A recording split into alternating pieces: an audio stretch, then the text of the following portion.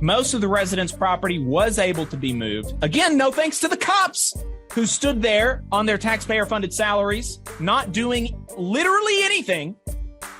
Which side are you on? Which side are you on? I'll give you an update on the Derrick Street camp eviction. So 45 people who were still at the Derrick Street camp where unhoused folks were staying.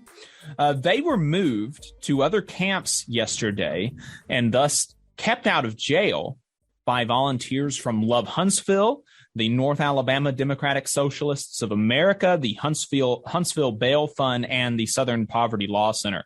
There were 4 National Lawyers Guild trained legal observers there to monitor the dozen or more cops who did not offer to help these residents move their things. Can you imagine actually being a cop and you've got 20 of y'all, 12 or more, a dozen or more people hanging out and just watching volunteers and disabled homeless folks try to move their things into a community-sponsored U-Haul to move somewhere else.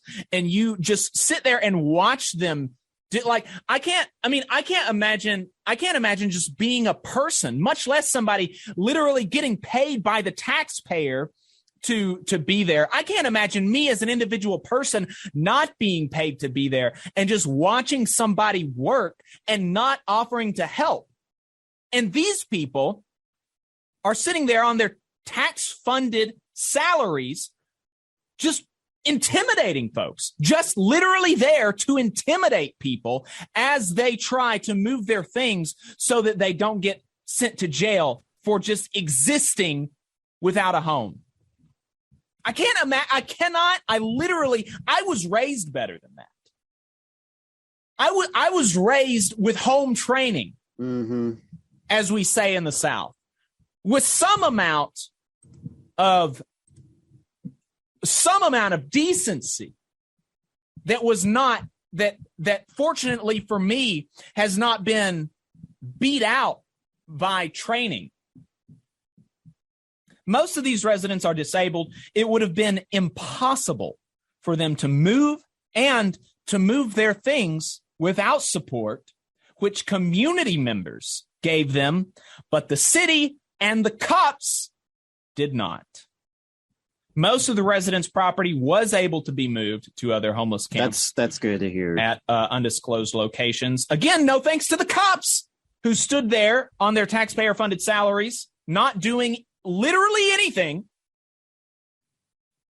Volunteers from First Stop, who was the official designee by the city for the moving of the residents, stood there and yucked it up with the cops who were standing there to intimidate people. To be fair, folks that were there yesterday said that the First Stop people did transport one woman down the road and give out 3 tents.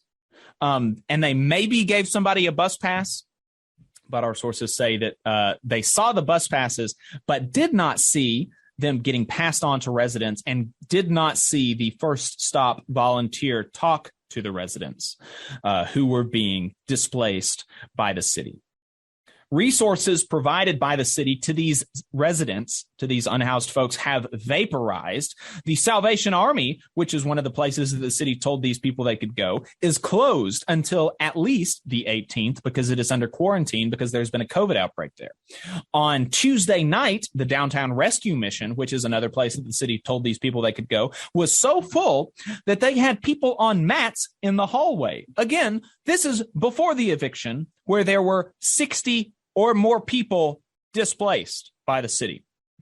Hotel vouchers were promised by the city for these people to transition into different, living in different places, but none of the residents received one.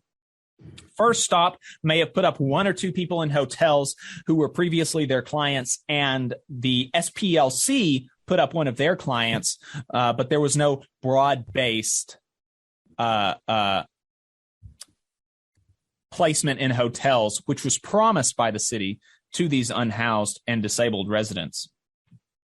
So that's the disappointing but not surprising response from the city of Huntsville. And I just want to, again, thank the folks from Love Huntsville, Huntsville Bail Fund, North Alabama DSA, and SPLC who were able to make it out there Thursday and Friday.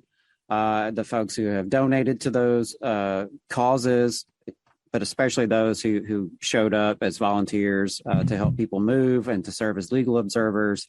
If you missed our interview last week with a couple of organizers from Love Huntsville and Huntsville Bail Fund, definitely check it out to get some more background and context on this issue. Yes. Yeah. And we will be talking to them some more to dive a little bit deeper. But I did just want to give you that update. And I mean, honestly, I shouldn't have been. But when I was talking to the folks yesterday who were doing this and who were volunteering their time unpaid on a work day, taking off work to support these people, I was actually shocked, which I shouldn't have been, but I was actually shocked that there were 12 to 20 or more cops there, fully paid by the city, literally just standing around with guns on their hips, intimidating them. I mean, I can't imagine having so little house training that you would be. It's bizarre to me. It's totally bizarre to me as somebody who grew up in the South, who grew up being told to respect your neighbors and to not loaf around. It's bizarre. I can't understand it. You just saw a clip from the Valley Labor Report. We are live every Saturday morning from 9:30 a.m. till 12:30 p.m. And we pride ourselves on keeping all of our content free to everybody so that we can talk to as many working folks as possible. If you support the work that we're doing, you think that it's important, you think that it's good, then consider making a monthly contribution to the project, and you can do that on our website, tvlr.fm.